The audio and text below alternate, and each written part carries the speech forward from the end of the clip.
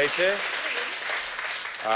Госпожица или госпожа? Госпожица. Госпожица, на колко сте години? На 19. На 19? Да. Аз, защото виждам, че сте много млада. Всъщност каучук, това означава, че вие сте много пластична. Да.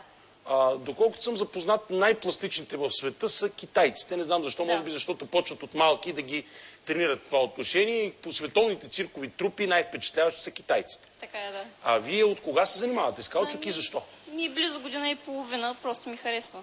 Преди това трябва да имате тренировки за тялото си, за да може да го правите. Не съм го правила никога, просто ми е дарба. Дарба вие? Да. Сега къде го правите това нещо? Вкъщи. Вкъщи? Вие не сте професионалист? Не. Вие не сте професионалист? Не. Вие не работите професионално? Не. Вие сте аматьор. С какво се занимаваш? Ти да мина веднага бързо. Ученичка съм още последна година. Ученичка си още последна година. Къде бе, мила, учиш? Варненска търговска гимназия. Във Варна, ти си от Варна? Да. Варненска търговска гимназия. Да. Може да поздравиш всички, които те гледат в момента? Поздравявам 12-ти дъл от Варненска търговска гимназия. Супер, браво! Това е чаровно. Какво ще ни покажеш ти, госпожица Георгиева? Каучук, сега ще видиш. Нека да видим какъв каучук ще ни покажеш.